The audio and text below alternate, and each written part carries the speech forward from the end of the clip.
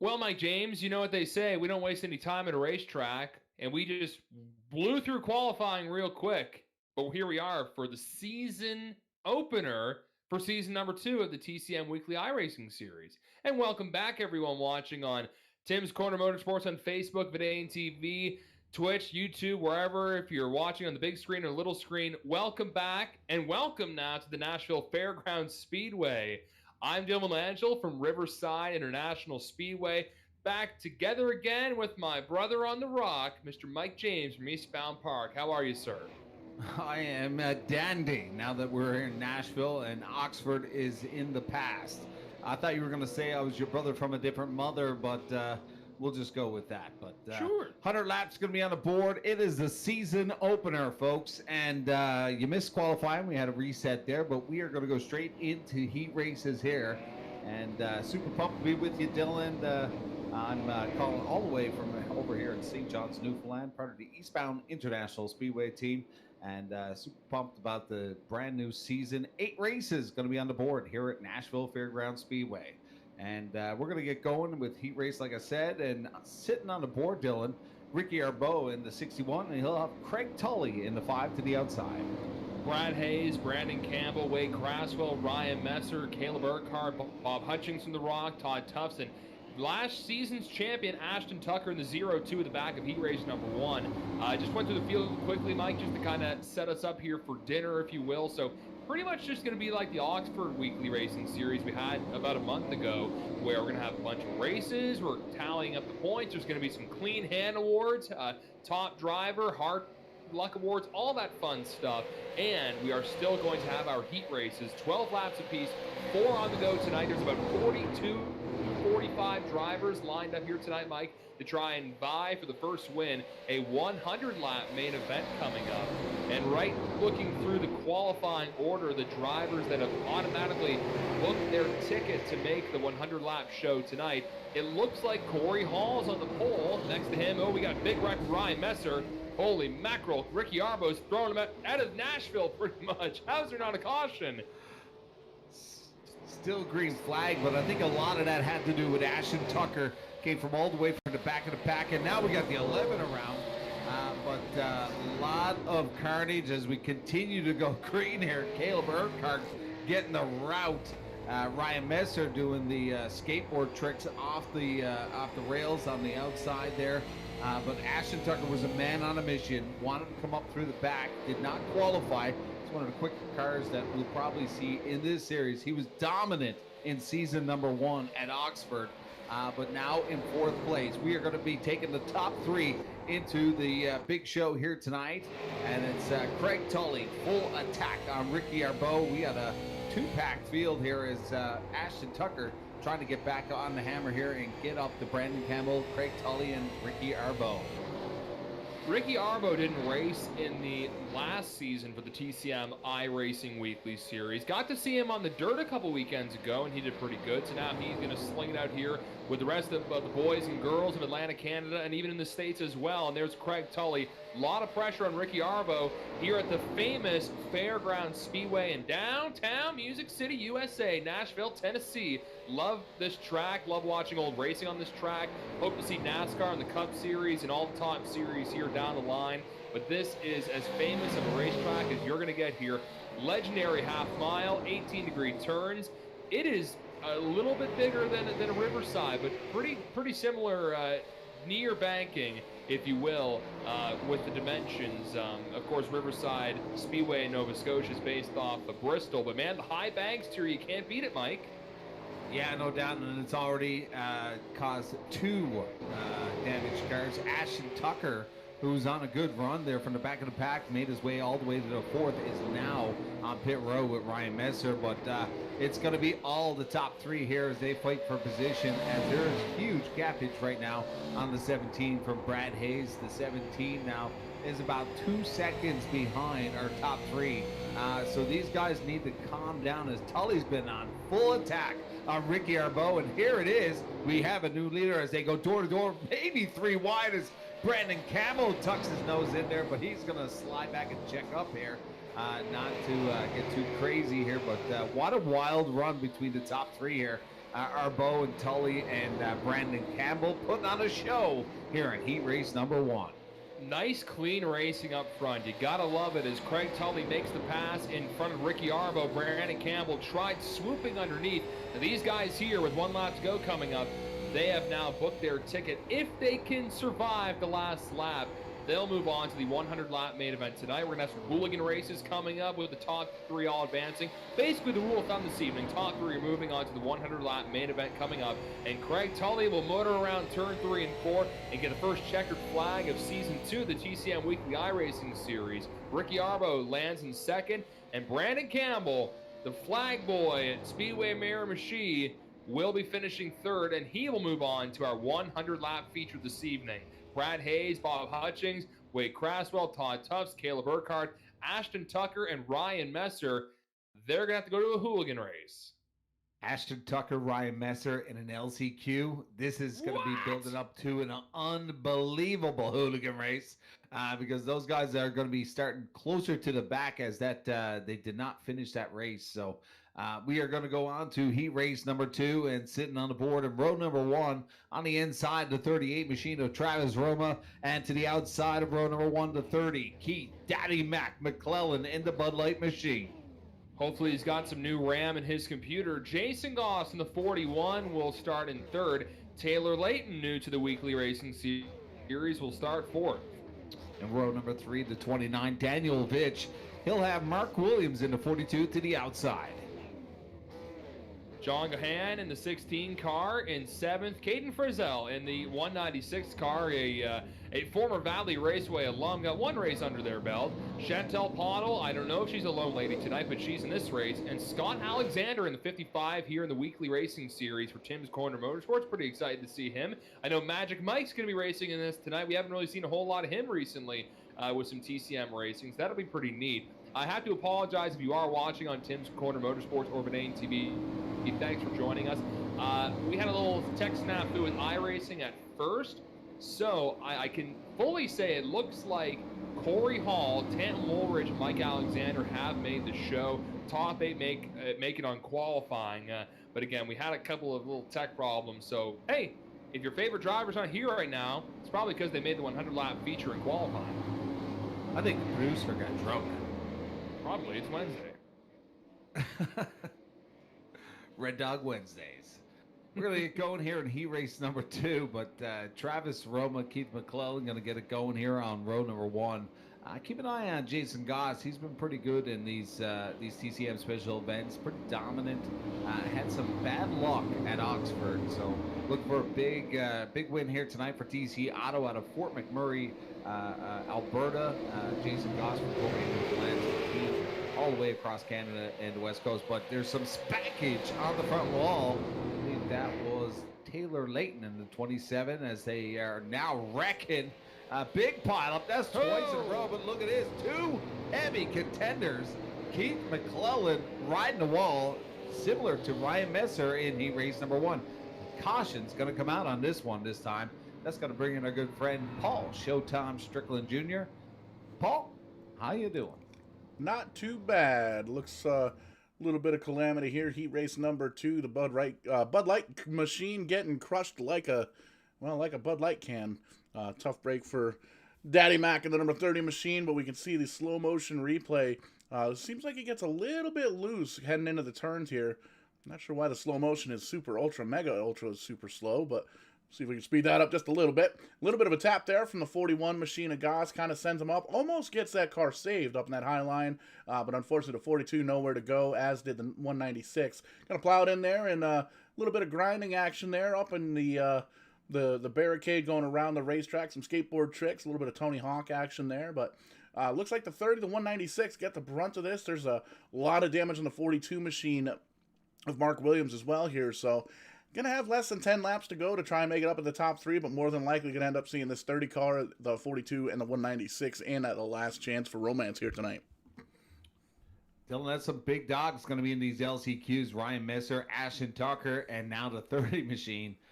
Quite a lot of damage on Keith McClellan's 30 Bud Light machine. That's a dented can right there, boys.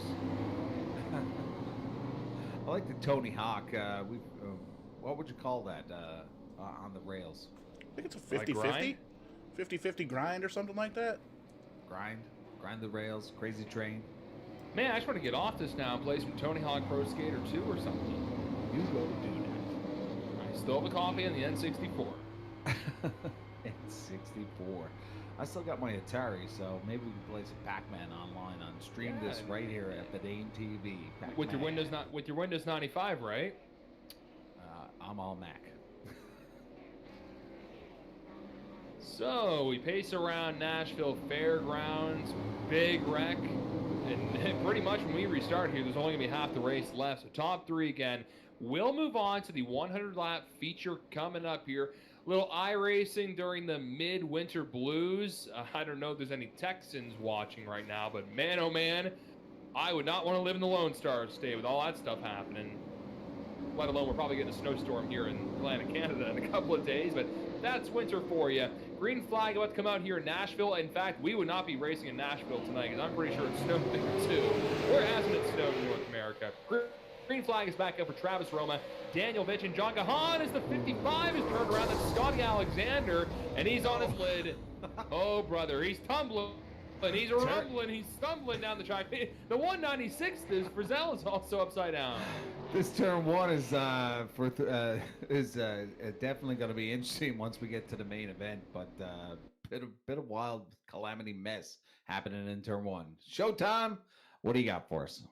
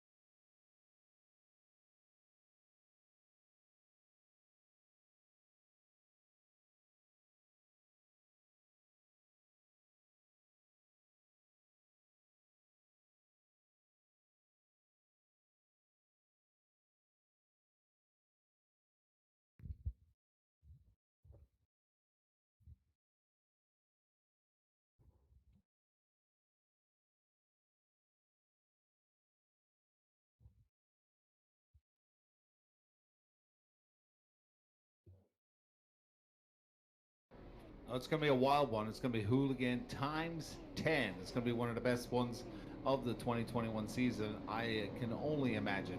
Jason Goss was at the tail for the cause of the caution on lap number 1, but he kind of was having a peek there with the 2 cars on their lids going, what the heck is going on here tonight? But we're going to get a restart here with 4 laps to go here as the pace car still has the lights on. We're going to double them up just shortly with Travis Roma. John Gahan will be on row 1, Daniel Vitch, Mark Williams in row number 2, Chantel Pottle and Jason Goss in row 3, and Taylor Layton in the 7th position with Caden Frizzell, Scott Alexander, and Keith McClellan scratched to the card. I think we're going to be going a single file restart here, Mike, which would make sense because, man, we can't even make it out of turn 1 without flipping lids like crazy. I think there needs to be catch fence like around the entire track. There's been a couple of cars which would have been out of the state if, you know, if there wasn't a catch fence there, which there isn't here with iRacing, and I would imagine also with the Real Deal and the entire track as well. Well, I'm not sure because the caution lights are still on, so I guess they are going to be doubling up. You know what? I don't know. It's Wednesday. I have no clue what's going on right here. Wednesdays here in Nashville. TCM special events. Race number 1 of the season. That's right. Fun times. That's right. We are gonna have some fun times. We got some fun awards coming up, some hooligan races, contingency awards. Hey, and if you want to have your business on board here, well, hit up Tim Terry at Tim's Corner Motorsports or Paul Strickland at Vidane TV. You know, there's a radio guy talking right now. I sometimes read ads for a living. And we'll make sure to give some good representation for your brand.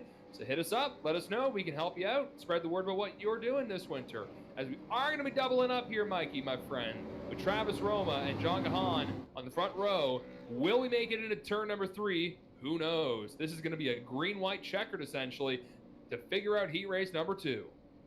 3 will move on to the 100-lap main event. The rest will move on to the hooligan. Keep an eye on Jason Goss in position as he tries to figure this out. He was in P3 at the beginning of this race, and we've got cars wrecking again. Goss just manages to squeeze by the 42 of Mark Williams. Oh, baby. But Jason Goss now a man on a mission with only 1 lap to go. White silk in the sky for Travis Roma, John Gahan, but I believe Jason Goss is going to land himself in the feature here tonight. Yeah, big power move as he goes around the car driven by Mark Williams, and Daniel Fitch and Chantel Pottle will be on the outside looking in. They'll have to go hooligan racing. Roma wins, Gahan second, Goss in third, booking his ticket to our 100-lap feature coming up in a mere moment. Roma, Gahan, Goss making it. Fitch, Pottle, Williams, Layton, Alexander, Frizzell, and McClellan. They got a hooligan race. You know it's a rated G show. You shouldn't be throwing the word bitch out there. The what? I'm just joking. It sounded like it said bitch. Oh, you must be talking like the Elton John song, right? Yeah, exactly. Yes. It's Wednesday. Yes, that's going to be my only excuse here as we're going into heat race numero trois, little Spanish and French mixed in here with Riley Duncan and Danny Chisholm on the front row. Looks like Dave Cassidy and John Fitzpatrick will line up in on the second row. Trevor Smith and John Byron in the 157. They will start 5th and 6th. Craig Kenny and Tony Wright starting 7th and 8th. Guillaume Fortin in the 113 and Aaron Hebb in the 66 on the back end. Well, 10 will be vying for 3 positions into the 100-lap main event for opening season here. We've seen quite a lot of activity on lap number 1. Hopefully they can get it going here as Riley Duncan, Danny Chisholm in row number 1. Dave Cassidy, big night last night in the iRacing series, in the RBR series. Took his big win, first of the season for himself. So that was a wild night at Richmond. Dave Cassidy having a monster night. Monster night. Well, good for him, and maybe he'll have monster night coming up here if he can make it to the 100-lap main event coming up here. And not every race will be 100 laps. I know we got a 75-lap race coming up next week, if I'm right looking at my calendar. Yes, so next week will be 75 laps, and yeah, it kind of looks like this is going to be the only 100-lap race, and then we're going to have a big old 200-lap main event on April 7th when we round this whole deal up here. So we've got you covered for most of the winter and a little bit of spring too with the TCM Weekly iRacing Series. Season 2, green flag is up for Riley Duncan and Danny Chisholm on front row. Crossover there, I believe that was the 78 of John Fitzpatrick moving over to the third spot there as they are all over the place. And look at this, lap number 1 once again has brought out another big wreck, but we are staying under green as everybody getting tweaked up here on lap 1. But Riley Duncan and Johnny Fitzpatrick giving chase to Danny Chisholm, the young gun, in the 87 control. There's another car into the wall. Tabernac, the 157. That is Johnny Byron. Big front damage. You can see the cars with the angle we have with the camera, the turn 3 shot. You can just see how crooked some of these cars are getting coming out of turn number 2. This is a very fast track compared to Oxford. Much more banking compared to Oxford. Oxford is basically flat. You're turning left the entire time. Here you've got a decent amount of straightaway. There's 2 wide racing the entire way, although right now it looks like the bottom is certainly preferred in the middle. Turns as Riley Duncan again, crooked like a question mark, and he saves it. Cassidy, we talked about him earlier. He's having a big week this week in the iRacing series, but opening up and now moves himself into the inside of that top 3. Cassidy buying to get in with the easy way, not going to that hooligan race, but he got by Riley Duncan in the 97. 97, a little squirrely there, almost took into the side of the 13, but they stay clear now, single file. Riley Duncan trying to get back on the hammer here and chase down that 13. On the outside looking in is Riley Duncan. He's got to start chugging if he wants to catch up to David Cassidy. I don't know how they didn't slam into each other with Riley completely sideways a few laps ago coming out of turn 2. And that was just like what I was saying. These cars are a little on the looser side, it looks like. Now, this is an open setup race, again, where you can tweak everything, work on what works best for you, and maybe you like your car being a bit freer, or maybe you like your car being a bit tighter where you get more speed going into the corners. Now, there's only the one set of tires, and it's the ones that are on their car for the race tonight, so there will be no tire changes. Fuel shouldn't really be an issue as well. It's going to be more so how much damage will you get on your car if you kiss that wall coming out of turn 2. Well, the 97 of Riley Duncan is a man on a mission as he fires it in the corner, but pushes up the track on exit here, trying to control that machine, but does get within reach. Still plenty of time as Riley Duncan counts down those laps. It's going to be 3 to go as he comes across the start-finish line, but Danny Chisholm, John Fitzpatrick, Luke Cassidy in 13, your top 3, but Riley Duncan putting in the effort here tonight with 3 to go. But really pushing it hard into the corners here, but lose momentum as you see him now high up the bank there as he pushed up a little bit too hard into the corner. John Fitzpatrick's right side is completely crushed in. A little bit of kissing there on the wall, and man, Riley, can he get so close to that wall? There's the known Darlington stripe. Well, man, we got the fairground stripe here too. White flag is out for Danny Chisholm. He's got a big old lead in front of the number 78 car. And the 78 car's in second. He will be good. Dave Cassidy in third. He's grown his distance in front of Riley Duncan as Riley again is really overdriving trying to get that position. And he will not grab it. Checkers is out. And the winner of heat race number 3 will be Danny Chisholm. Second, John Fitzpatrick and Dave Cassidy will go to the 100 lap main event shortly. Duncan, Smith, Kenny, Fortin, Wright, Heb, and Byron will have to go to a hooligan race. Let me check that name. Is it Guillaume? Guillaume Fortin. Guillaume Fortin. I don't know if he's from Quebec or he's French, but that's what I'm pronouncing it. Could be from Saint Pierre. Oui. We're going to get set, I believe, for heat race number 4. And oui. A couple of big cars coming down the pipe here. Mike Rhino will be sitting on the board here, part of the Mike Alexander and Matthew Barkhouse team. So he's going to be trying to get into the main event the easy way, not to the hard way, as we got some top dogs in those last chance qualifiers. But Josh Lanjaw will partner up with him on the outside of row number 1 in the 18. Caden Tufts and Chris Ewing in the 25 will start 3rd and 4th. Derek Gates, Conrad Murphy, row 3. Martin Landry, Jake Scriven, 7th and 8th. Last but not least, Cody Moorcroft in the number 80 will start 9th. Last position for the heat races. Top 3 again will automatically make the feature. The rest of the drivers, they'll have to sling it out in a 25-lap hooligan race. We're going to have 2 of them coming up here, where the top 3 will advance, with the top 8 that already got in on qualifying speed, and the rest of the top 3 in the heat races. Be interesting to see who gets comfortable here in Nashville. You know, we had a really good run in Oxford. We got some new faces here in this series after we completed the first season. But be interesting to see what Mike Rhino has for us tonight. He was super strong last night, and always a strong contender. So hopefully he can dominate. But we've had the lap number 1 nightmares here tonight in heat race 1, 2, and 3. We'll see if we can get clear through lap number 1 as the pace lights are out. Mike Rhino will get the hammer here to get things going here in heat race number 4. 12 laps on the board. It's Rhino and Josh Langell getting it going as Rhino goes all the way to the top side, crosses over in front of the 18, and they are clear. But look at this, the 88 Caden Tuffs on a run now, trying to dominate the bottom.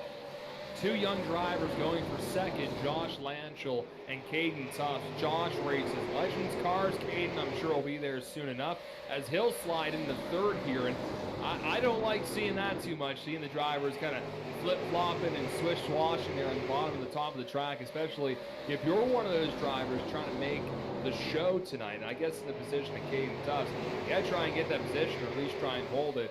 In fourth, who completely gets sideways there, Chris Ewing. He was all over the track there trying to get some position. Now he falls back a little bit, and he's got some pressure, kisses the wall a little bit. A lot of pressure from Derek Gates. That is a big battle for fourth, but you want to be in the top 3 to go to the feature tonight.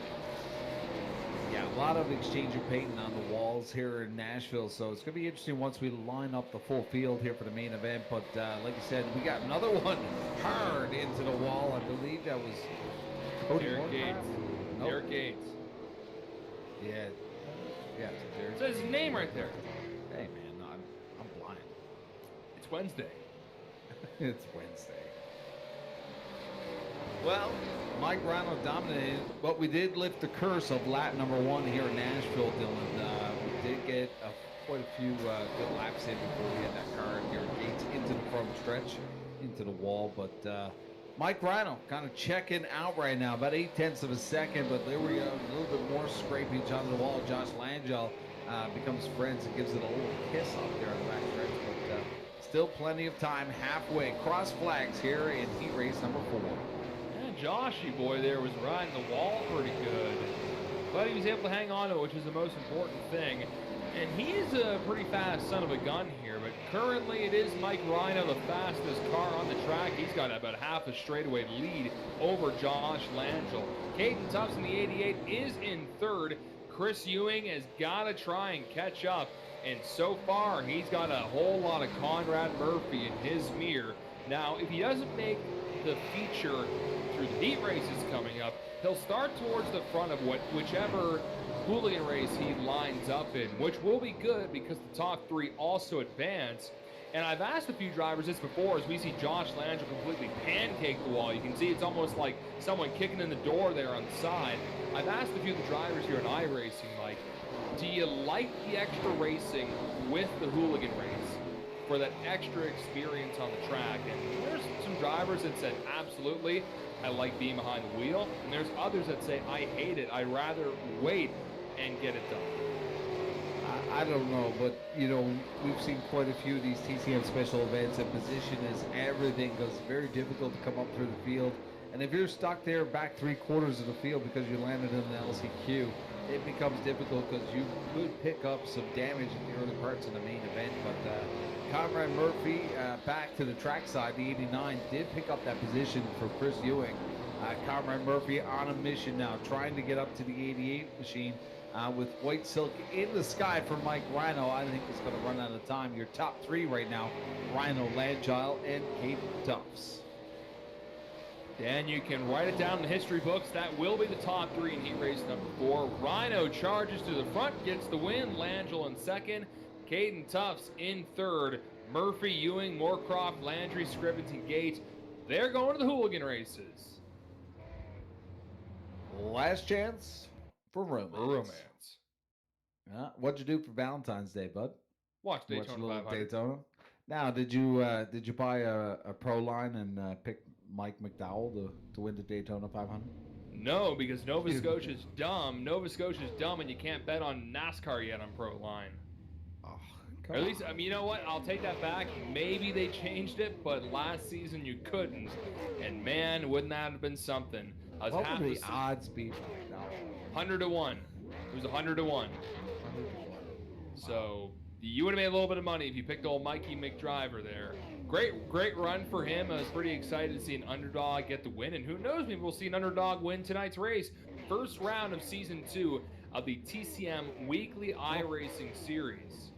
Wow, wow, wow, wow. Look at the lineup coming into this LCQ, brother. This is going to be a wild one. You're going to have to put on your Macho Man voice for this one because this is going to be a doozy.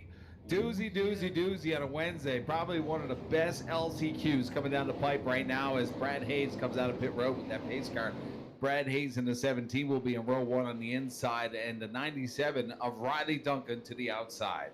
Are we going to give some cool nicknames to these drivers in the hooligan races like Bad Brad Hayes or Ripper Riley Duncan? Like, we're gonna, maybe Bashful Bob Hutchings starting there in 3rd and Terrorizer Trevor Smith starting in 4th. Can we go on with that? You're going to have to keep going because I ain't no poet. No Wimp Wade Craswell starting in 5th and Killer Craig Kenny starting in 6th. Keep going. I don't want to. No, I shouldn't say terrible Todd Tufts. That would be mean. Tough Todd Tufts. Tough Todd Tufts. Now, the outside of row number 4, I really want to hear Todd this Tufts. one. Tell me what your Guillaume the concept. Guillotine 410. Caleb Breakenhart Urquhart in the number 11 car. Aaron Heb, he's going to be a generic guy. Ashton Mother Tucker in the 02. Mother Tucker. Tony Mr. Wright in the 09, and the Godfather Ryan Messer. He's had a nickname for a while. He's ripping it off the wrestler, the Godfather. Green flag is out for the wrestling hooligan race. 25 laps of madness. That was a wild one there to get things going. We've had pretty much a nightmare here in lap number 1, but oh, there we go. Then the tradition continues as the 66 of Aaron Heb, the guy that you didn't put a name on, the no name. Spinner. Goes into the backstretch. Spinner. Aaron Heb. Spinner. 72. Hoppity hop, hop, hop. Todd Tufts. Tough Todd Tufts. Tough Todd Tufts.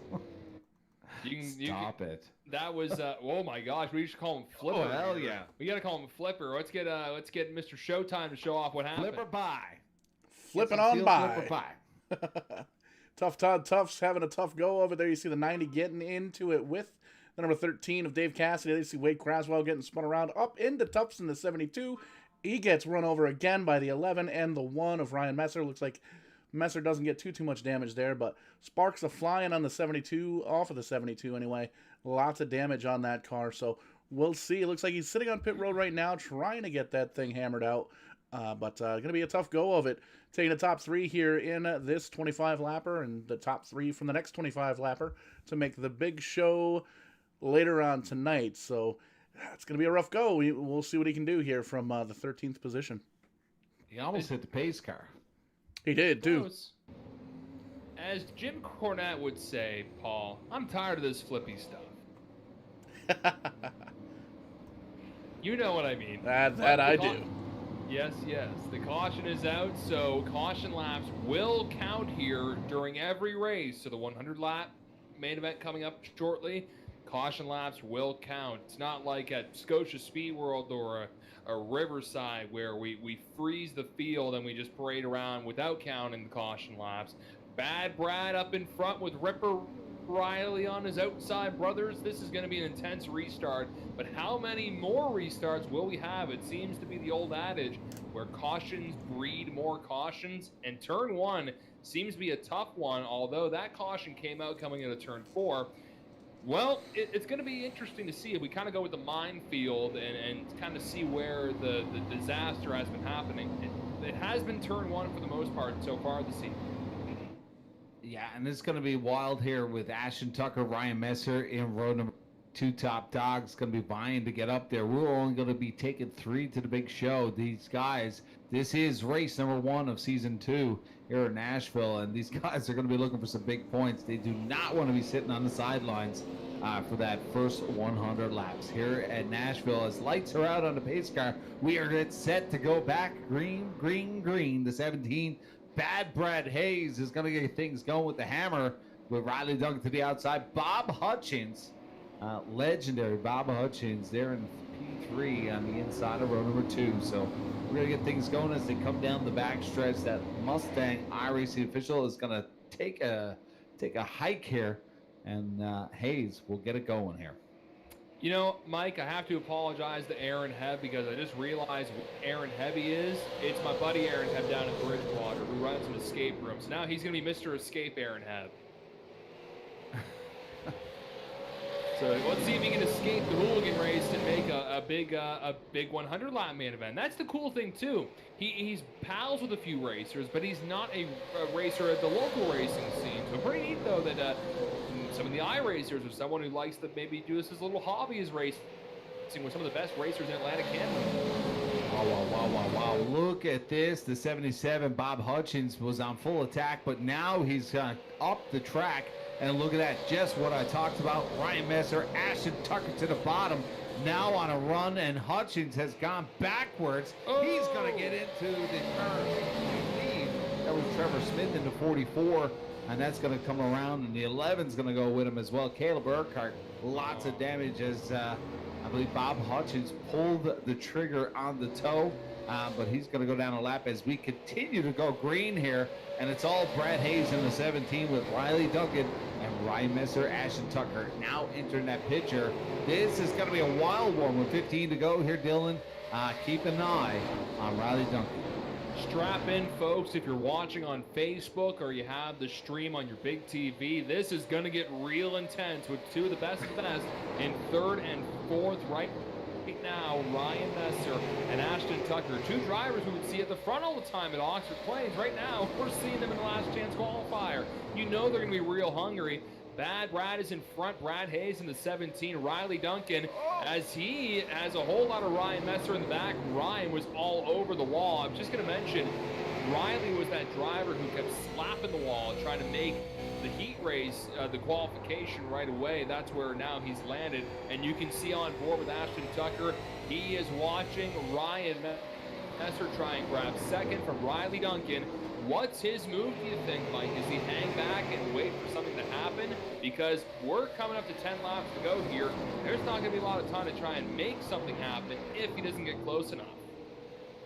Well, I think the game plan is to stay within reach because this is going to get messy up front as Ryan Messer comes full attack on Riley Duncan as he gets almost underneath him and picks him up. Oh, baby, this is going to get wild here. So now, 97 kind of coming in a little too heavy now and got almost pushed up and opened the door, but manages to hang on here as Messer continues to go back on the attack. Messer has to be careful here. He is in the window, but I got a feeling he wants to get away from that two-car of Ashton Tucker.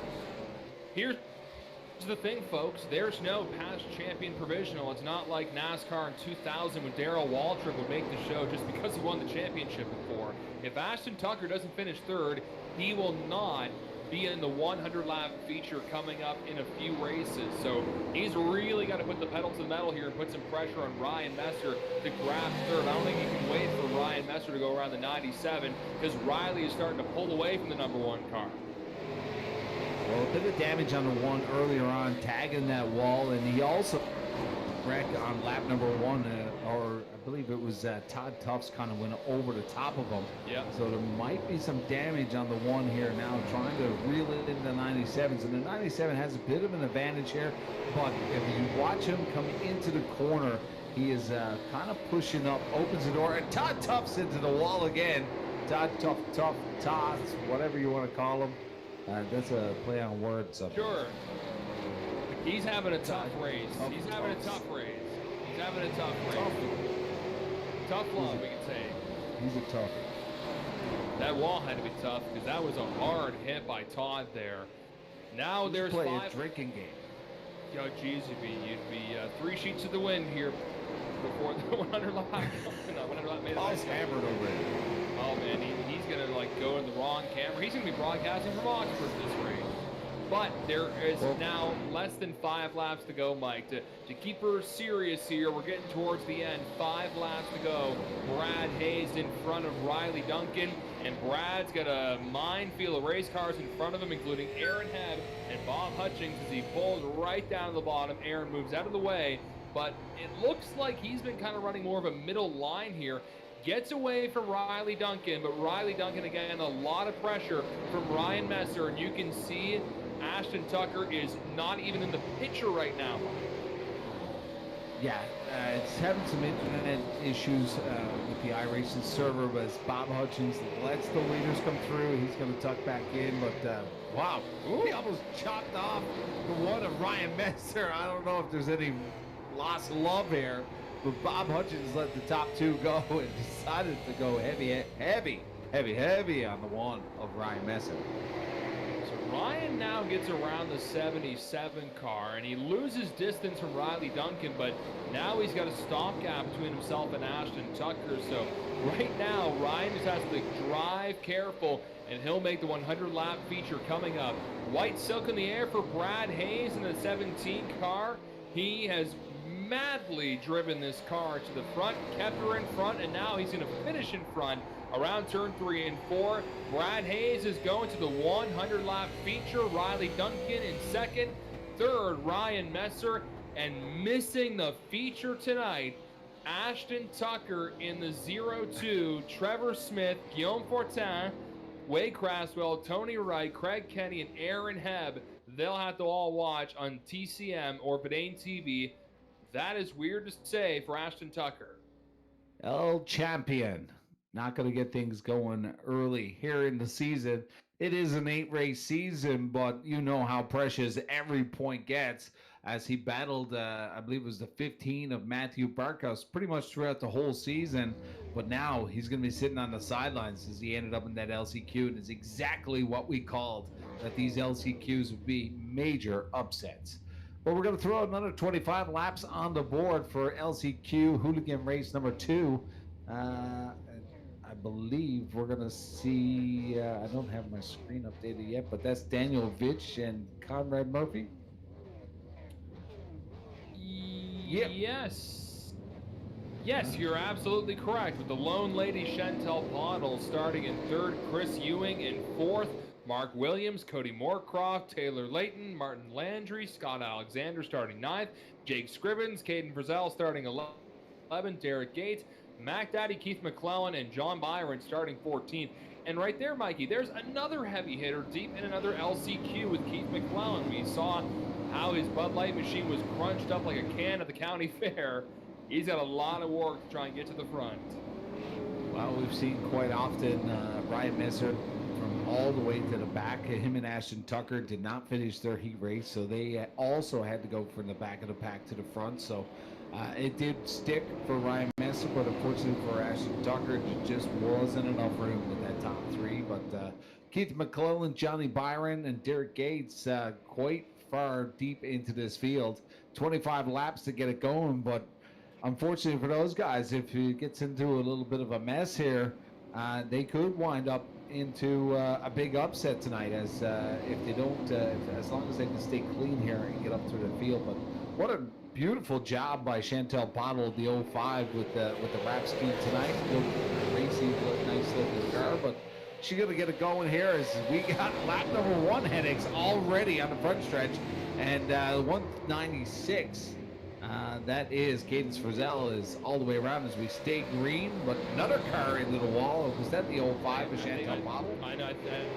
It may have been her, but no, yes it is. Yep, sorry, it is. So Bottle and now Frizzell.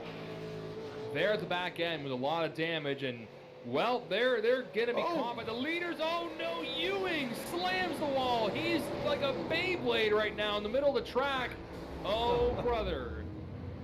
Oh brother, how art thou? That's gonna be our big good friend Paul Showtime Strickland is going to bring in a caution here. We've seen some of these wrecks continue to go green, but this one's going to bring in the yellow. Paul, take us back. Yeah, speaking with Tim Terry and the race officials earlier tonight before the racing got kicked off, they said, any of these single car spins or anything like that, we're going to kind of pretty much leave the green flag out, hold on to the yellow flag for some of the bigger events here. For the most part, what we've been seeing tonight, it's kind of single car spins and stuff like that, and you can see the one car of Chris Ewing just kind of loses it coming out of 4. Almost gets into Daddy Mac there, but the 55 and the 4 get collected in that calamity. That's Scrivens and the 55 of Alexander. So tough break there. Big time damage for Chris Ewing in the number 1 as well. So don't think he's going to be able to make himself into the feature here. He's going to have less than 20 laps to go to try and get up to the top 3. Kind of a tall order, but we've seen crazier things happen here on Verdane TV.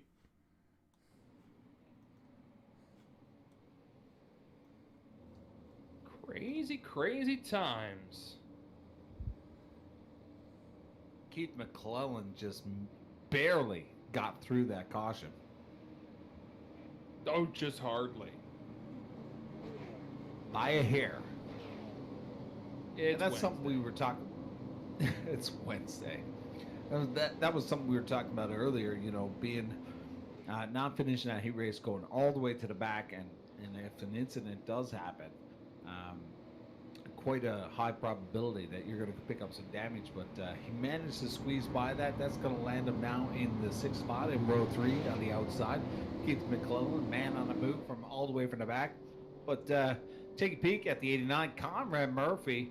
He's going to be our restarter here with the hammer, with Mark Williams to the outside, Cody Moorcraft, Taylor Layton in row number 2, and Martin Landry and Daddy Mac, the Bud Light machine, Keith McClellan on the outside. We shall see what'll happen once we refire. Top 3 again are advancing to our 100-lap feature coming up tonight. Some of the best in iRacing, the Maritimes in Atlantic, Canada will be strapping in virtually, unless they actually wear a full fire suit and strap into their sim rigs. I'm not sure. Those things can range from a couple $100 to a couple $1,000 if you want to. And that's a really neat thing. We got to see with the NASCAR iRacing with the Cup guys doing it. We saw rigs with Denny Hamlin and how crazy that was. And then there was Timmy Hill, and he was using a little Logitech wheel. So whatever your preference, hey, whatever gets you to first place, it doesn't matter. Yeah, there's quite a big gap in the setups. I know Joey Arsenault from Logan Bay, Newfoundland, Labrador, our U.S. Legend champion, he's got a steering wheel bolted to his coffee table. So so many different variations of setups here. But lights are out. We're going to go back racing here. Comrade Murphy will get things going as they pace along the backstretch, as that Mustang will exit just momentarily. But keep an eye on Daddy Mac, Keith McClellan in row number 3 as he sets his sights on that 27 of Trevor Lake. Green Silk is in the air. Can we keep her clean for the rest of this hooligan race? We're going to find out here as we already see Keith McClellan sideways, all careened into by Caden Frizzell. Man, that beer can has got some solid dents. What would you do for a Klondike bar, Mike? I wouldn't wreck a bunch of people driving right now. Well, Chantel Bottle managed to go down and repair some damages on that last one, but she did pick up a lot of spots. And look at this, I thought we were going to caution. We are still under green as we check in on our leaders. Conrad Murphy is under fire with the 42, Mark Williams. Williams trying to reel in that 89 machine of Conrad Murphy. Single file up in front with Moorcroft, Williams, Conrad Murphy, as you just mentioned. They're the top 3. And how quick will 4th catch up to 3rd? Or will we have a long green stretch? It's really hard to say with iRacing. You never know how it's exactly going to work out here. As we get close to cross flags here in a couple of laps here, it's without a caution. I believe Keith McClellan is a full 6.5 seconds behind right now. So huge gaps between our leaders. Our top 3, the closest, Trevor Layton, about 8 tenths of a second outside of 3rd place. He's on the inside as we ride aboard for just a moment. Trevor Layton in the 27, trying to vie for a top 3 here to get in the big show here in Nashville. It is race number 1. Some big upsets, Dylan, to get things going, to kick this season off. Some major players going to be losing some points tonight. We've already had a crazy night with driver Ashton Tucker not making the main feature tonight. The past champion won't be joining us, which is insane, but hey, that's short track racing. We can have the champions dominate, or we can have the champions have to watch the comfort of their own couch after. You can see Chris Ewing on the bottom, real slow, shame for him. He's had some solid runs in these TCM Weekly Racing Series features, but tonight they'll have to watch again on Vidane TV or Tim's Corner Motorsports. Late in the 27, I'm not really noticing if they're much faster than Cody Moorcroft. And last lap around, Cody actually was the fastest car on the track, so he's hustling to try and get the second.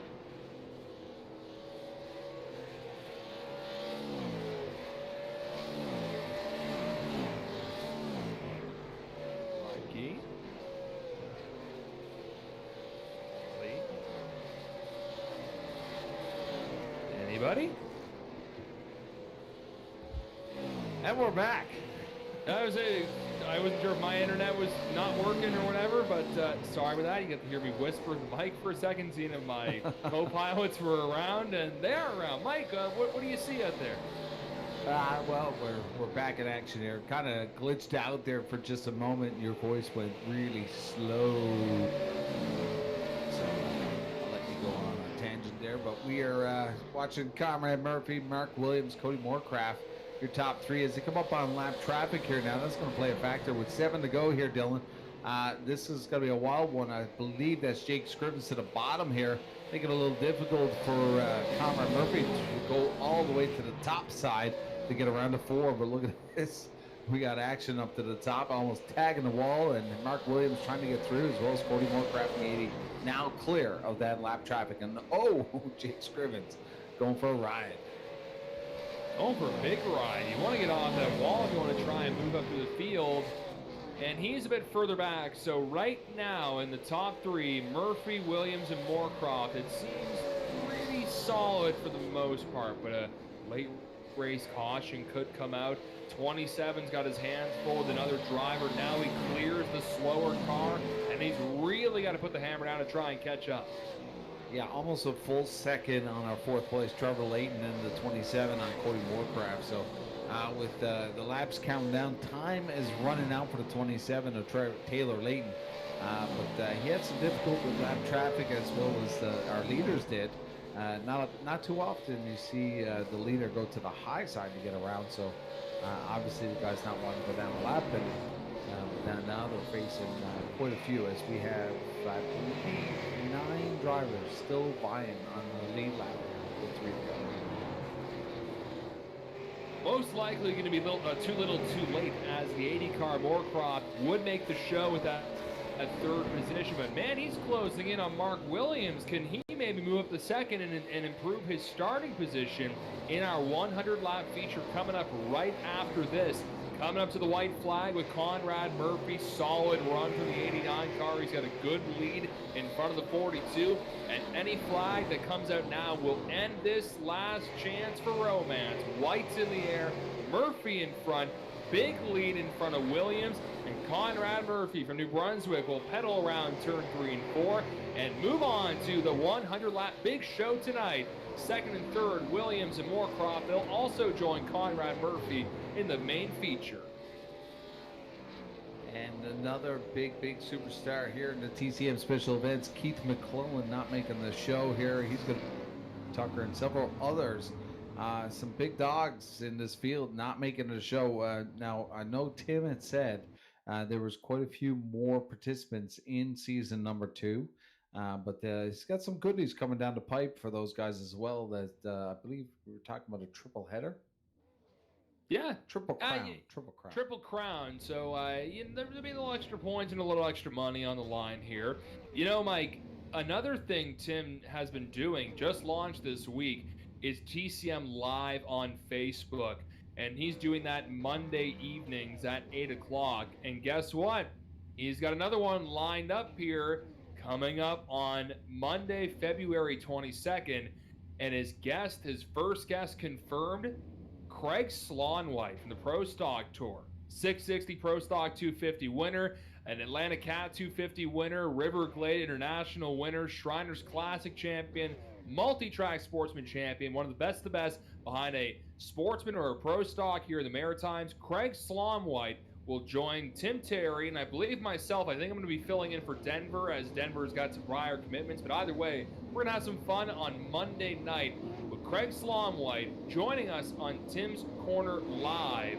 Little new thing there Tim's doing. It's pretty cool if he got to catch it last week. So make sure you pencil that down and tune in next Monday evening when Craig Slomwhite joins the chat about racing the Maritimes and what his plans are for 2021.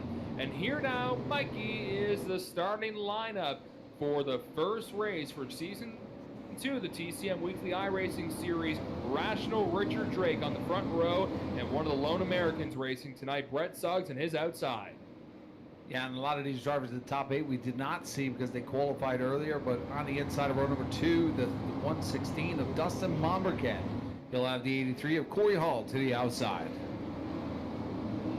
10 Woolridge, Mike Alexander, Chris Roma, Justin Robichaux, Craig Tully, Travis Roma, Danny Chisholm, Mike Reina, Ricky Arbo, John Gahan, Fitzpatrick, Langell, Brandon Campbell, Jason Goss, David Cassidy, Caden Tufts, Brad Hayes, Conrad Murphy, Riley Duncan, Mark Williams, Ryan Messer, and Cody Moorcroft. 26 cars going for one spot tonight and a little bit of money on the line. Round number 1 of the TCM Weekly iRacing Series at the Fairgrounds Speedway is underway with Rational Richard diving into turn number 1. Top qualifier, Rational Richard, but man, oh man, are they ever coming on hard. Look at this. Corey Hall dips to the bottom here. He's got the 16. He almost took another spot there on Dustin Momberken, but he slided in there. This is wild as a crisscross. This is going to get a little bit tangly here as the 16 of Dustin Momberken drops to the bottom, and this is going to be a wild one as we take a peek here. I believe one was wrecking back there, but we are still under green. Now, it's up to the officials' discretion for throwing the yellow flag. As you can see, Brandon Campbell, typical, almost bringing up caution there as he drifts back. If it's a one-car incident, which we just saw there with the slow car on the bottom, the 83 Roma, as Richard gets tagged by Corey Hall. Look out, Rational Richard. Look out, 10 Woolridge. We've got some of the top cars piling in turn 4. And I was just going to say, Mike, is woo! Another car coming in hot there. Just going to mention that it's up to the officials to throw the caution. If it's a 2-car wreck, they may hold off on it. But right there, we had Corey Hall completely stomped through Rational Richard. We'll bring up the replay here. Paul, what happened?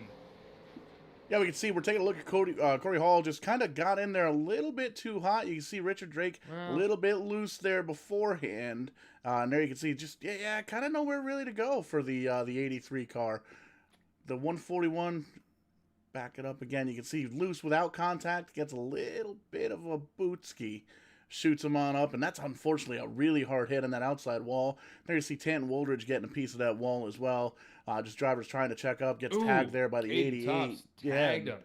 89 of Conrad Murphy getting a little piece of it. We had one more car come in here real hot. It was the red and black machine there. That's the 61, it looks like, of Ricky Arbo. Tries to get around, and it looks like he actually gets himself stuck. Yeah. So tough break for these guys.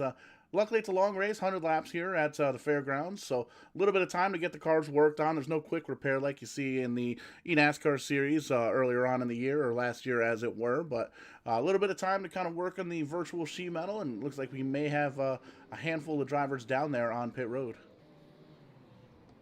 Yeah, that's a shame for Rational Richard, and I'll throw an apology. And I may have said Corey may have dove in there a little too deep. There was really nothing he could do there. That was a case of Richard getting completely loose there, and Corey, a lot of speed going into turn 3 and 4. That could have been a really big wreck. So only a few top cars have damage. You can see Tanton Woolridge is one of those drivers, and he hasn't fallen back yet. So Mumbercat will be restarting second when we refire here in just a moment. Early caution, 2 of the front runners already making bam with the wall. Rational Richard and Tanton Woolridge. You can see Tanton is still on the track. He didn't hit it as hard as the 141. Richard smoked that wall. Yeah, Corey Hall was holding the line there. Rational Richard got a little bit loose there and kind of cut down in front of him. But unfortunately, kind of overdrove the corner there and really upset the balance of the car. But Hall was on a mission on the bottom there and maintained composure on the bottom. So we'll settle out the field here and get ready to restart again. Caution laps do count here at the Fairgrounds Speedway in Nashville, Tennessee.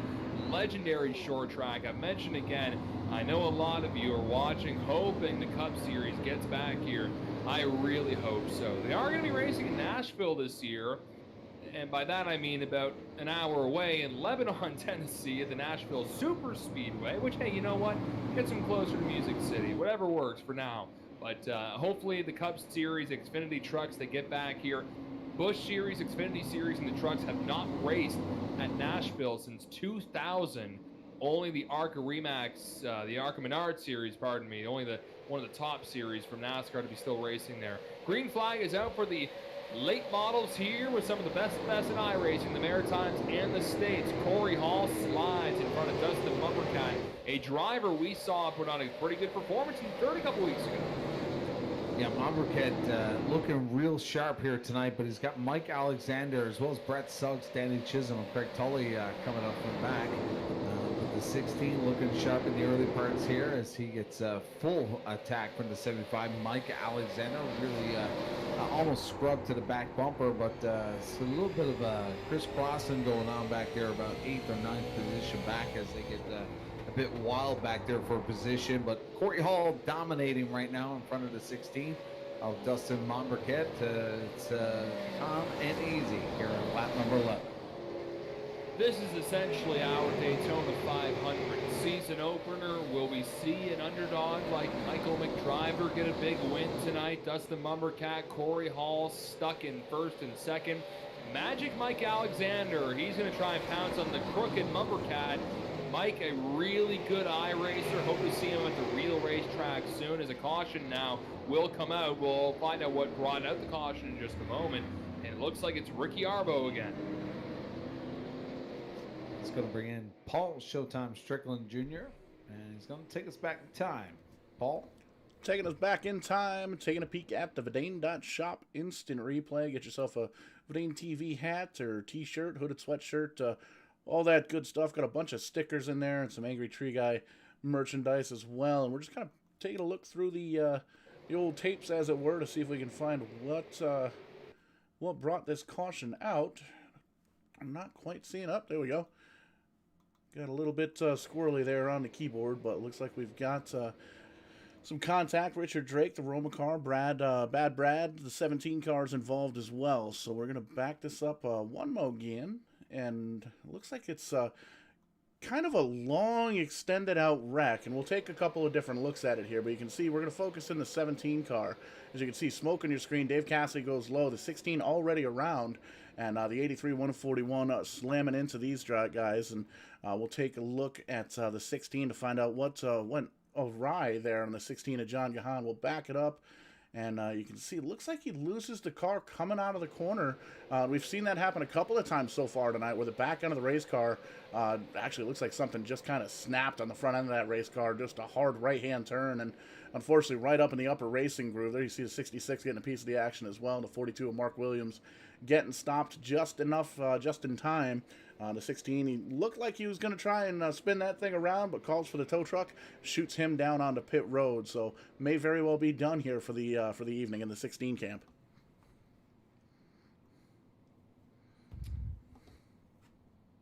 Really hard hit.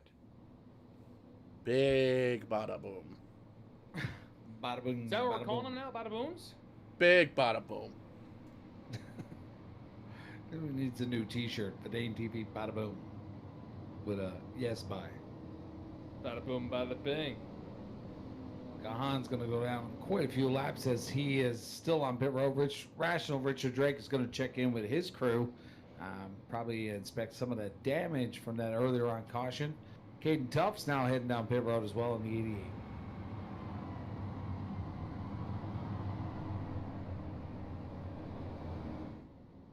So, things are off to a slow start for the first round of the TCM Weekly iRacing Series. Season 2, though, we're not at the flat Oxford Plains. We've traveled from Maine to Tennessee here at Nashville. Corey Hall is still the leader.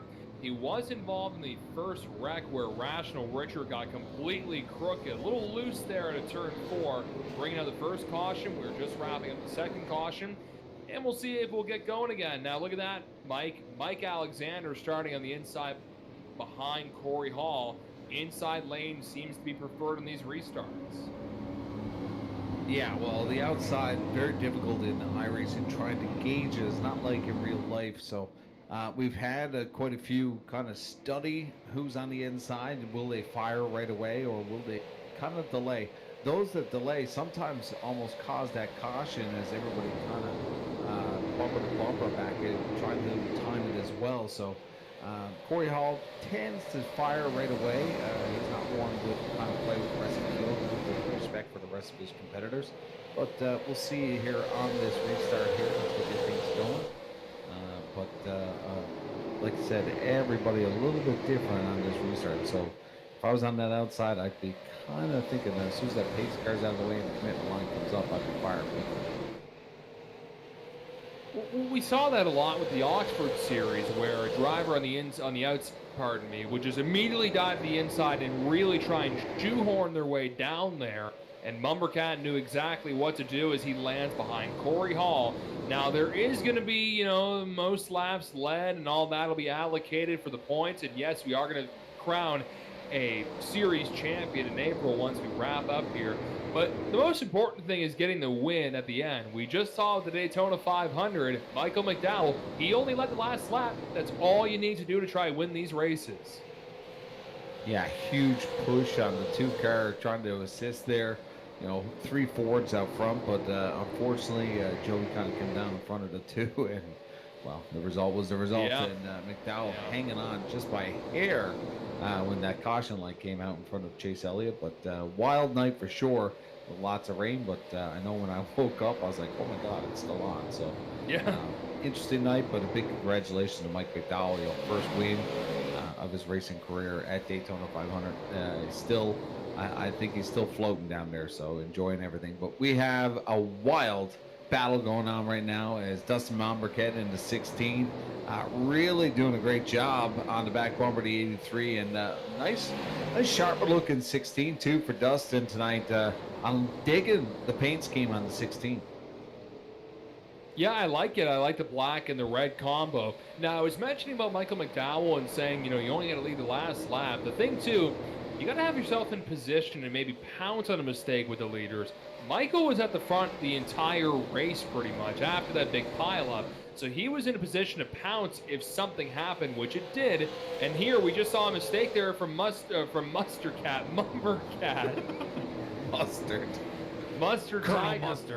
Mustard Tiger, Philadelphia Collins. Anyways, you can see Dustin got a little loose on the front stretch, which gave an opportunity for Mike Alexander to pounce, although Dustin is not giving up on the outside. It's the door handle racing for second. Mumbercat on the outside, Magic Mike on the bottom, and it just seems like Mikey can't shake the number 16 car.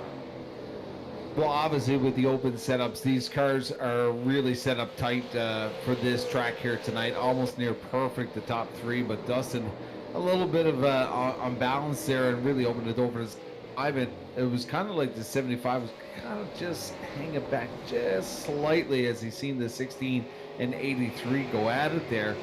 Did not want to be too close to quarters, but seemed to open in door and pounce right in there. And Mike Alexander now in P2, now trying to chase down Corey Hall, but about 0.8 of a second now in the difference between Alexander and Corey Hall as Hall kind of checks out from the rest of the field as Mombercat puts lots of pressure right now on Alexander. We just saw Brett Suggs get completely sideways underneath the 87. Danny Chisholm, the lone American here tonight, I believe, falls in line behind the 87 car. He was a top contender last season with the TCM Racing Series. Didn't get it done completely. We'll see if he can get it done here in Nashville Fairgrounds, where we go 8 times here until the beginning of April. And now Suggs will try and make something happen. Looks like something's happening in front with a slower car, and that's the 80 of Moorcroft. So something amiss on the 80 car. He was near the battle for second. Tough break for the number 80, Cody Moorcroft.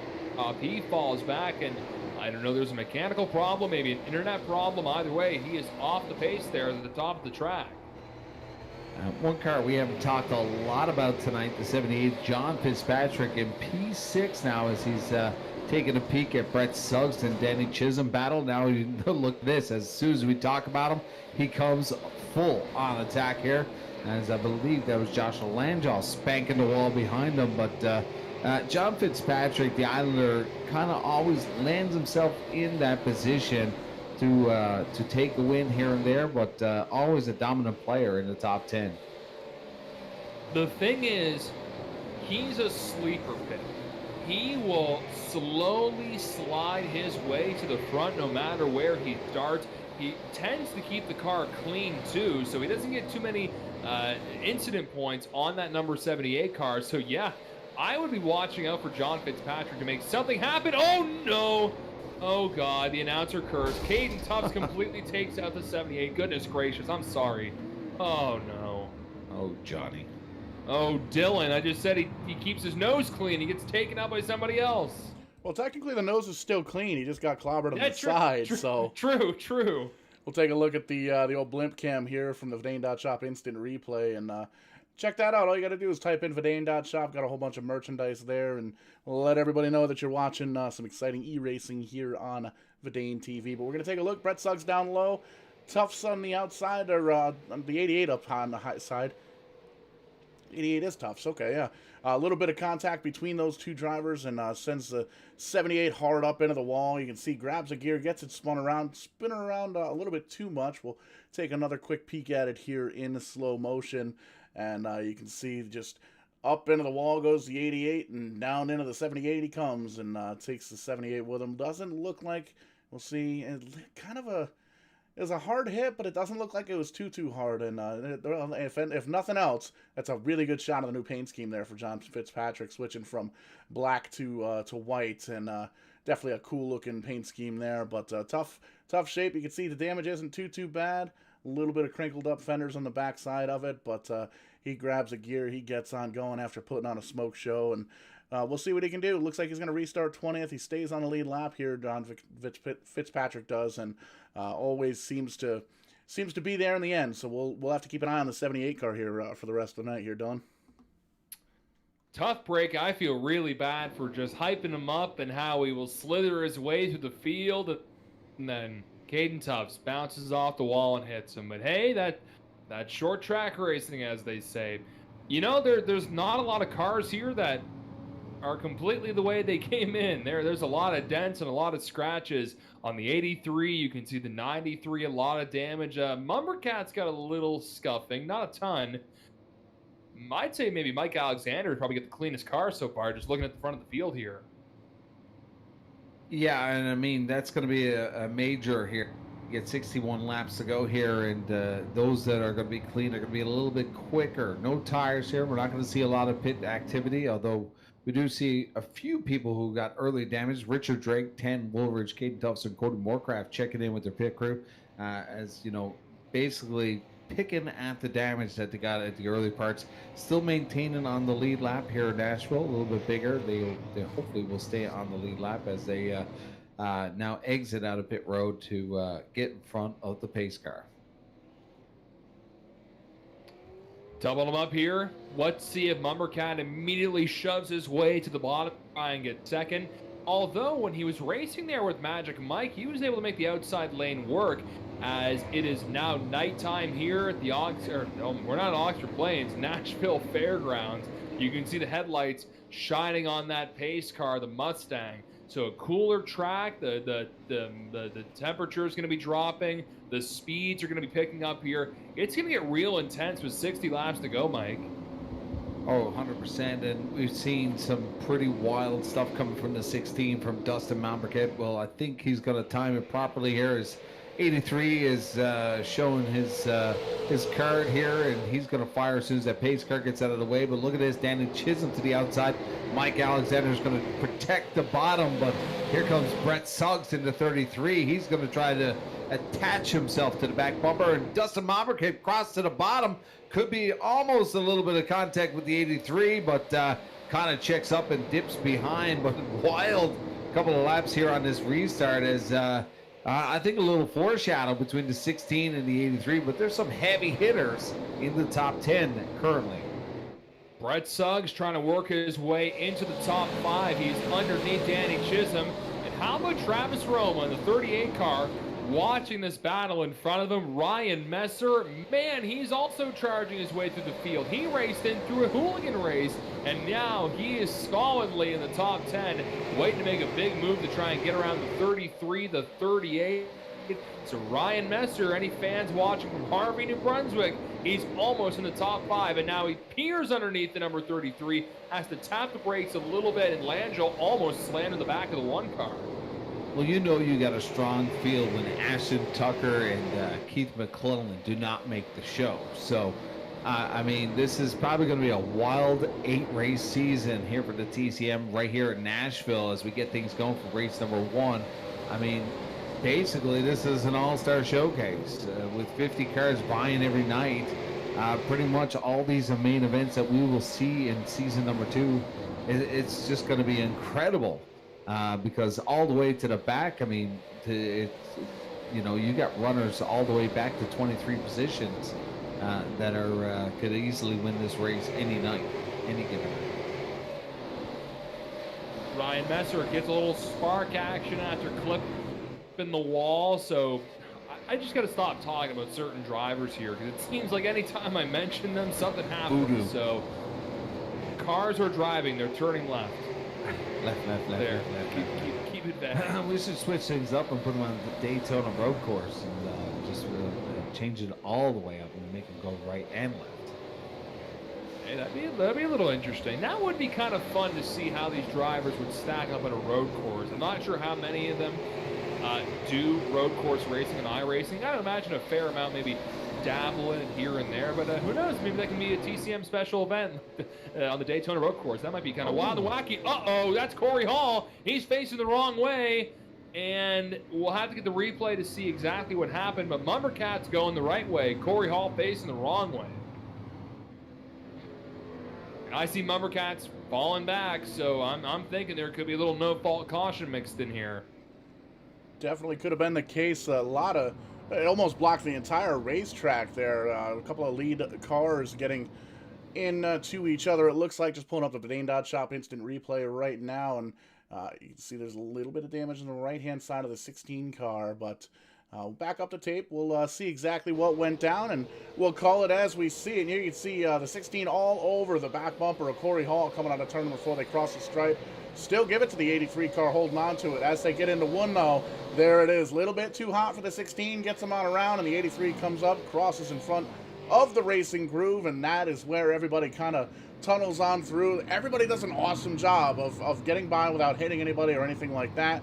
Just a tough break for the 83 of Corey Hall, and it looks like the 16 is getting sent to the back of the pack for the caution. That's actually going to hand the lead over to Mike Alexander, and restarting outside of him, the 87 of Danny Chisholm. Haven't talked about him too much, either one of those guys tonight. Ooh, buddy, that's going to be exciting once we kick off here again. Well, we crossed the halfway mark here under caution. New roundhouse up here in row number 1. Like you said, Alexander Chisholm going to get things going. But look at this. Travis Roma, the 38 machine, finds himself on the inside of row number 2. Digging in here today. Roma having a great night here. Suggs now going to be the outside. Josh Langell doing a great job in the 18 on the inside of row number 3. And then Riley Duncan. But one of those guys, Ryan Messer, who LCQ, man on a mission, starting to make his way through the field here as now lands himself in the 8th position. I would say Messer is one of the hard chargers right now.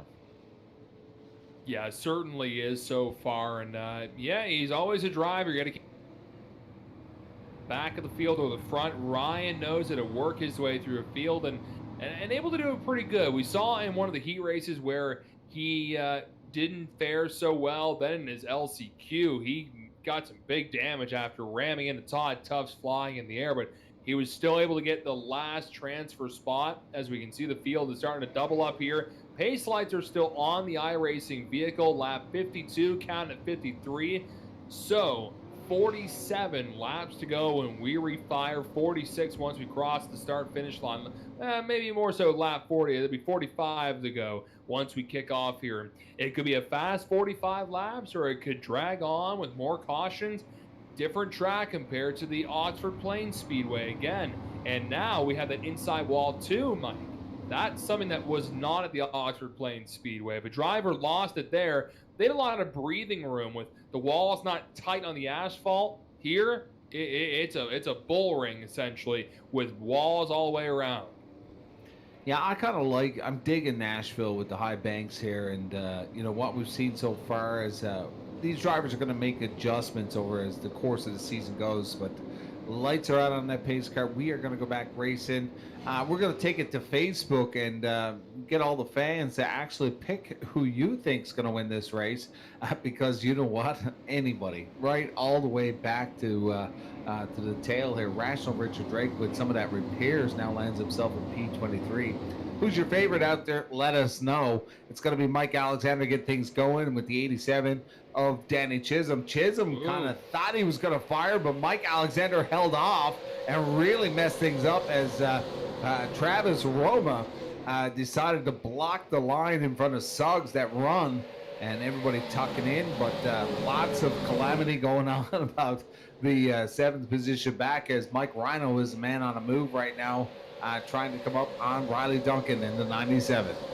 Well, Mike's a pro, and he knew if he laid back a little bit to kind of fool Danny, that Danny may jump the gun a little bit, and it's the leader's discretion. Leader has to cross the start-finish line first, unless he's spun out in a rare occasion like that. But Mike knew exactly what to do, and now he's got a little bit of a lead in front of Danny Chisholm after Corey Hall was punted out of the way by Dustin Mumbercat. So if you went to grab a cup of coffee or a cold one and you stepped away with the 83 car in front, now it's the 75 as we're single file for the top 10, maybe even the top whole 15. Yeah, those restarts are really important to kind of mess up the outside line and be able to bridge a gap and pick up some real estate. But Mike did a fabulous job on that one, and I would kind of expect that he's going to switch it up throughout if we do get a couple more cautions. Plenty of green laps to go here as we got 42 to go. Mike Alexander, Danny Chisholm closing that gap slightly, but I'm kind of digging Travis Roma here tonight, that 38, kind of a sleeper back there. Haven't really talked a lot about him, just a couple of times, but managing to get into that P3 with Brett Suggs, who's a nice, clean driver, and not one to kind of upset the balance of powers unless have to. But great position right now for Travis Roma, that 38. Travis is a great sportsman racer at Scotia Speed World. Didn't see him race in 2020. I don't know if he has plans to race in 2021, but I hope to see him at Scotia Speed World, maybe Riverside with the Sportsman Series and the Napa Sportsman Series, kind of combining rule books, which is going to be pretty exciting. So cars that may not have been able to go to Riverside, as we've got one car crooked in turn 4, and I believe that was Langell turned around. I was just going to mention now cars can play in different places. Here on iRacing land, Josh Langell facing the wrong way. I don't know if he got some help in that turn. It looks like maybe Riley Duncan maybe gave a little nudge there. We'll turn it over to Paul Strickland. One more look at the Vidane Dot Shop instant replay. You can see Riley Duncan right behind Langell. Kind of peeks down low, and you can see just the slightest little bit of a shot to the quarter panel of the 18, and then some calamity behind them.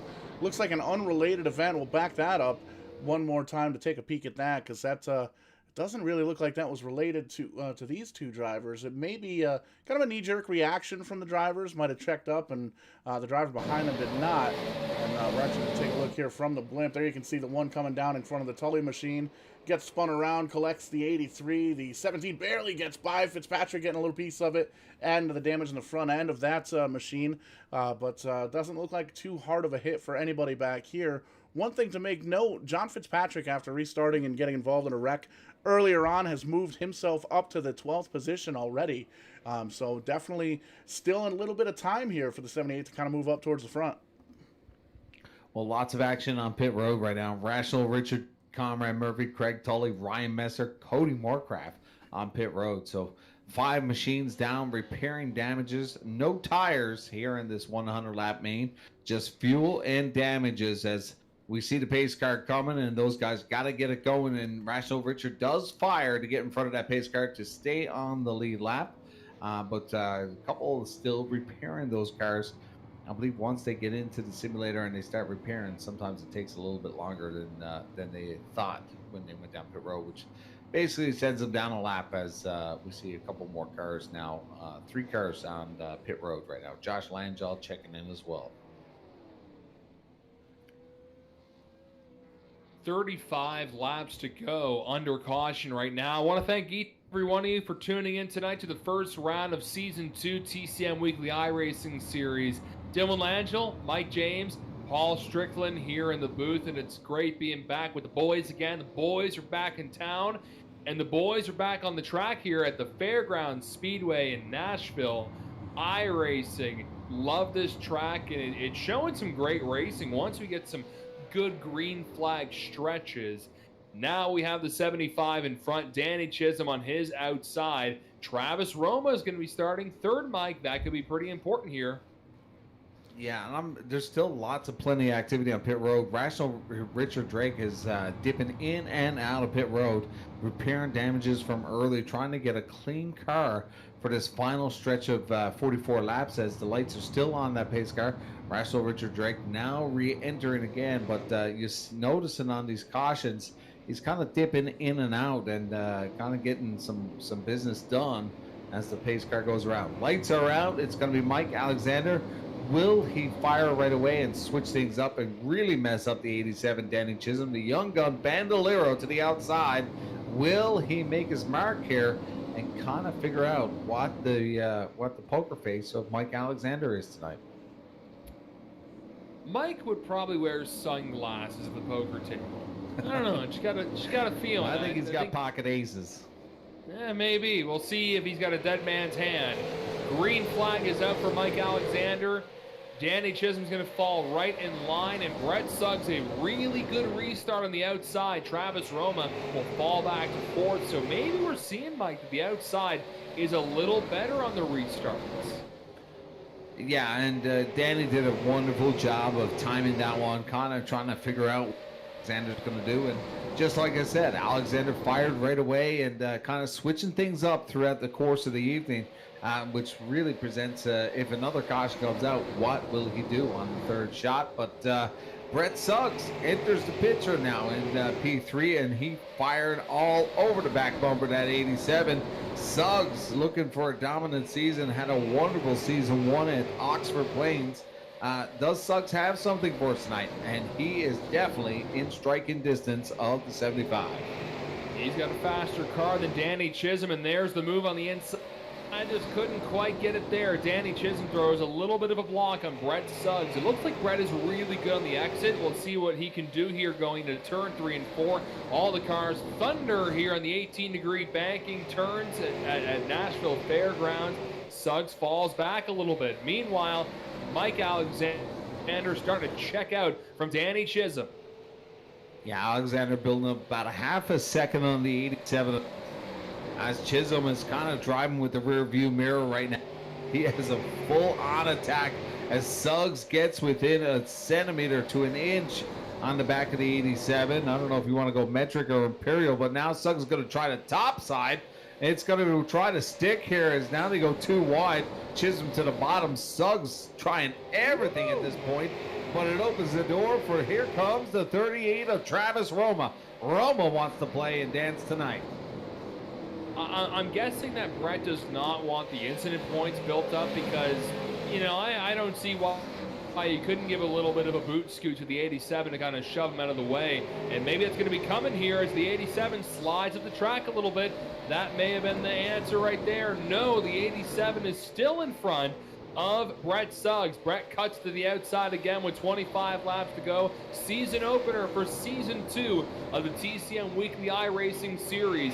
87, Danny Chisholm in second. Brett Suggs in third. It's all building up for points for a championship. You want to get a solid finish, but don't you want to get that win as well when you can see it nearly in front of you? Now, Mike Alexander is coming up with some slower traffic here in a moment. How much will that affect his driving, or will the slower cars move right out of the way? Brett Suggs trying the outside again on Danny Chisholm. He makes the pass. Or did Danny let him go? Now, have you ever seen an outside move like that? Suggs, I had a funny feeling he was kind of playing with him and kind of forcing the 87 to come up top so he can drop to the bottom on the crossover. But man, oh man, what a power move by Brett Suggs, getting it done to the outside here. Oh baby, if this is anything to expect in the next 22 laps, we got a wild one here tonight in Nashville. I'm just kind of curious if Danny let him go, if he knew, hey, you know what, he's way faster than me. There's no point holding him up because he's either going to bump into me and now we're going to have a caution and really mix things up here. But either way, Brett Suggs has grabbed second, and it looks like Mike Rhino may have been involved with Riley Duncan. We indeed. The 34. We. Bush. We. 34 pointed in the wrong direction, backing up the Vidane Dot Shop. Instant replay. Looks like the nose of the 97 getting a little bit more crinkled up here, maybe, possibly. You can see Riley Duncan running right behind Rhino here in the 34. Oh, he gets a shot from the 83, gets another shot from the 83. Nowhere for the 97 and Duncan to go, except into the back bumper of the 34. There you see Dave Cassidy getting a piece of it there in the 13. The 5, Craig Tully gets by. Rational Richard Drake, he's got some damage from previous incidents. He gets by scot-free, but Mike Rhino grabs a gear, spins her around, points it in the right direction. Lots of nose damage, crinkled up sheet metal all the way around that race car, it looks like. Still on the lead lap. Good news there, but definitely some damaged cars back pretty much from the middle of the pack back on. And looks like we might have some pit stops going on here, Mikey. Yeah, quite a bit of action now as Cameron Murphy, Rational Richard Drake heads down again for the 8th time tonight. Rational Richard still repairing damages and trying to get that car corrected for this final shootout now as we get close to about probably 18 laps to go here, say 18, 17 laps. Cameron Murphy, Brad Hayes, Rational Richard, Cody Moorcraft down there, but Rational Richard, the busiest on pit road. He's been chasing the pace car and checking in and out 8 times on pit road as he almost gets into, I believe, Cody Moorcraft there in the 80 machine. Do want to just give a quick programming update. We are going to be checking out the Fatheads Cup Series here, usually scheduled for a 9:15 start. Running a little bit late here tonight, but not a huge deal. We are going to talk to the winner after the season opener 100 here, and we're actually going to start about 10 to 15 minutes earlier next week. And during pre-race, we're going to talk to the 2nd and 3rd place finishers here tonight because, well, after this race, we got to hop on the jet and fly out to Kentucky to call the Fatheads Cup Series. So they will be coming up here immediately following the TCM Weekly Racing Series Opener 100. Whoop, whoop. Doubleheader, Vidane TV. For all your action, dial Dylan Langell, 902-546-3232. Close. I wouldn't ring that number. You don't know who you're going to be calling. Then call 867-5309. Sure, 555. That's Mr. Plow. Buddy with the Plow. We actually have a race car driver in Newfoundland, Stephen Guest. His sponsor is Buddy with the Plow. That's awesome. I love it. That's cool. My favorite sponsor at Eastbound is Buddy with the Plow. Buddy with the Plow. Yeah, he gets an actual special love on intros at Eastbound. We're not doing call his name out there, but lots of activities for all racetracks coming up. But we got lights out. What will Mike Alexander? Will he delay or will he fire? But Brett Suggs is going to be the man to decide what to do here as we have a new front row. Suggs in the 33 to the outside. Veteran knows lots of moves here, and he kind of watched it all play out there and will dip in front of the 87 as the 75 fired right away. But Suggs right to the back bumper of the 75. This is going to be a wild 15-lap shootout.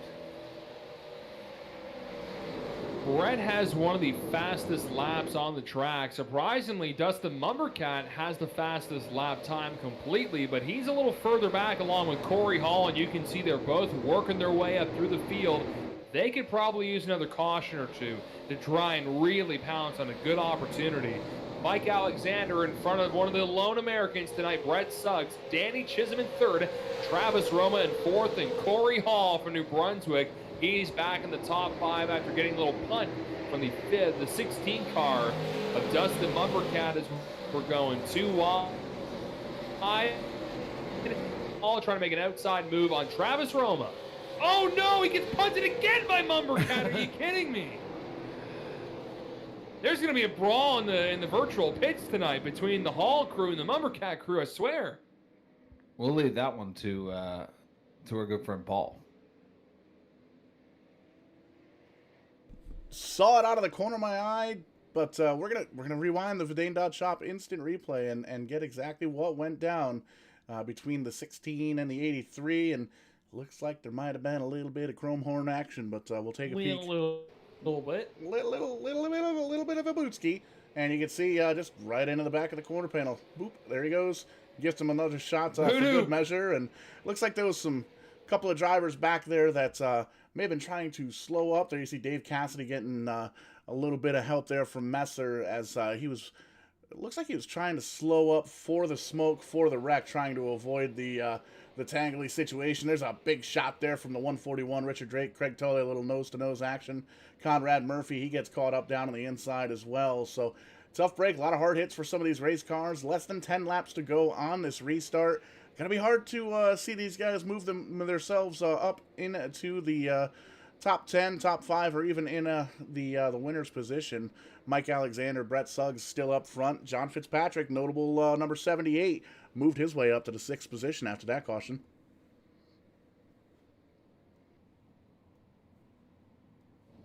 So Dylan, lots of action once again back on pit road. Corey Hall now checking in. Conrad Murphy, Brad Hayes, Corey Moorcraft, but that's 5 times for Conrad Murphy, trying to repair a lot of damage from the early sets of this race.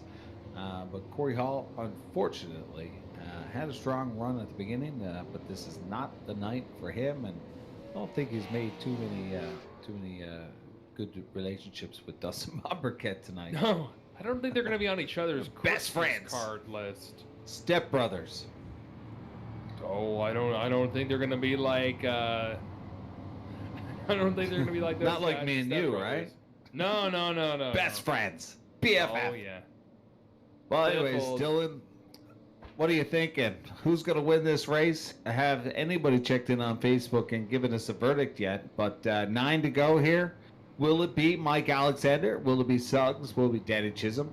Jason Goss, guy we haven't talked about, the DC Auto from Torbay, Newfoundland, Labrador, finds himself on the inside of row number 3. And look at that. The Starkey, the crafty one, the Islander, the 78, Johnny Fitzpatrick in row number 3. Well, we see a couple comments for Ryan Messer. Got a couple of Ryan fans watching on the TCM feed, which is pretty neat. Looking on the Verdane TV feed, not a ton of comments, but hey, there's still a little bit left to go. Who are you rooting for this evening? Let us know by dropping a comment below. And, maybe we'll give you a quick shout out here before we wrap things up. And we did hear, Paul, we're moving on to a little Cup Series racing as soon as this is done. So we'll probably only get a quick winner with the quick word with the winner, pardon me. And then I guess you guys are going to big old Kentucky for a little racing this evening. 7 laps to go when we refire a 6-lap shootout for round number 1 for the TCM Weekly iRacing Series. My pick, Mike? I think it could be Brett Suggs. I think he was maybe conserving his stuff for an opportunity like this, and he'll have 6 laps to do it. You know what? I kind of think it's going to be either Suggs or Mike Alexander. You're not going to see the bumper from Suggs. He's a gentleman. He's a scholar. And, generally has always... crossover.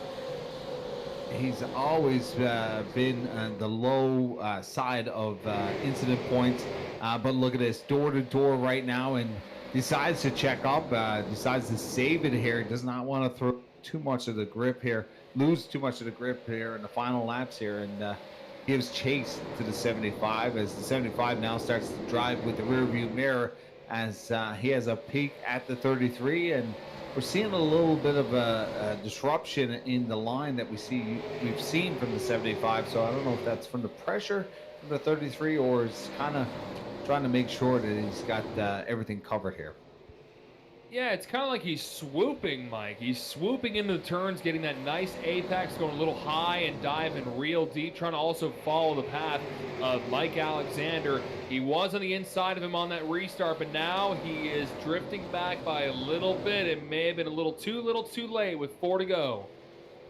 Yeah, this is going to be a wild one as Suggs kind of sets him up here. It's almost like a game of cat and mouse. Chess, will Suggs be able to get Alexander a checkmate? Alexander's going to be a tough competitor to do that to, as he is one of the top contenders here in the sim in Atlantic Canada. So also right across Canada. So this is going to be a wild. You got 2 of the top contenders going at it, 1 and 2. Suggs, will he have something for us in the final laps as they come around? 2 popsicle sticks in the air, 2 to go here, Dylan.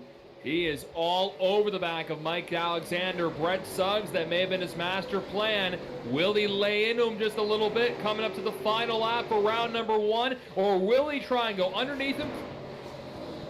Still fairgrounds. Mike Alexander's going to try and use that wide bumper to block Brett Suggs.